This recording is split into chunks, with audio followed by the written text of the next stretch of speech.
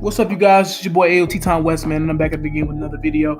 Before we even jump into this video, man, I want you guys to go follow the All Things College Football Instagram page. I had the picture above it right here so you guys can see in the video where to go.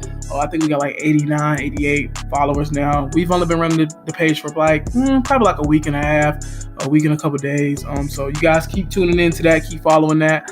And I really would appreciate that. But I'm going to jump right into the video. Today we're going to talk about the top 10 quarterbacks, in my opinion, in the NFL right now. So before y'all get into it, I really want to talk about the criteria that I'm looking for. I'm not looking for passer ratings. I'm not looking for any of that. I'm talking about complete just production. They affect the game. They change the way the game is played. That's what I'm talking about. I mean, some stats do include that. Like, you can't have 20 touchdowns and 39 interceptions and be number 3 on the list. It's nothing like that. But, that's the criteria that I'm looking at more so than stats. I'm more so looking at the productivity of their play and what they did for their team and how important they are to their team. So let me jump right into the list. I think it's easy to say number 1 and 2 are going to be Tom Brady, Aaron Rodgers. There's really no point to really explain that. I think that's the top 2 right there. Then at 3, I would probably say, to me, I feel like Drew Brees. Drew Brees, he really kind of beat the odds of how to play the game because he, similar to one of the next quarterbacks I'm going to say, Drew Brees was very short, 6 foot, 205, not a big guy at all, coming out into the draft. And he really kind of changed the landscape of how the game was played for like smaller quarterbacks, especially when he came into the game. Drew Brees had a tremendous 2017 season. I think having 2 good running backs did help him. But, I mean, Drew Brees, to me, is the 3rd best quarterback in the NFL. Then I would say at 4, I would say Russell Westbrook. I mean, not wrong sport. Russell Wilson. I would say he's the next one, the next best one. A lot of people would argue, Ben Roethlisberger at 4, but I don't know.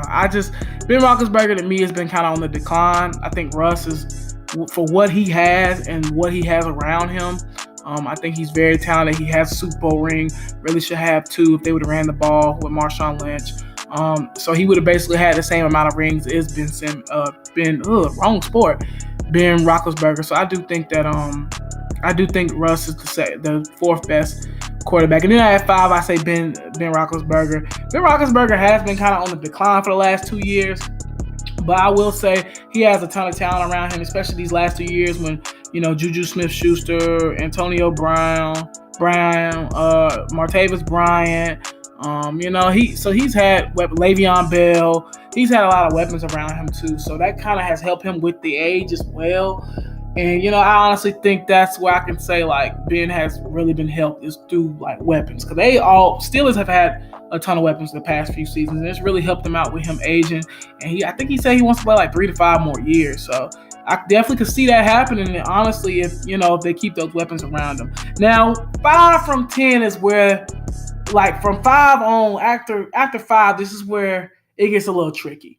Because I feel like the next 5, 4 technically, 6, 7, 8, 9, and 10. Yeah, so the next 5 people I'm about to say, it could go like kind of either way. I feel like all of these guys are close, honestly. And I say at 6, even though he hasn't had like Super Bowls and wins, I would say to me Phillip Rivers is still a top tier quarterback.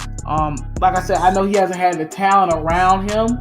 But I think that, with everything he's done, I know at the beginning of his career he did, when he had LT and Antonio Gates and Vincent Jackson at his best. I mean, he was super talented at that point.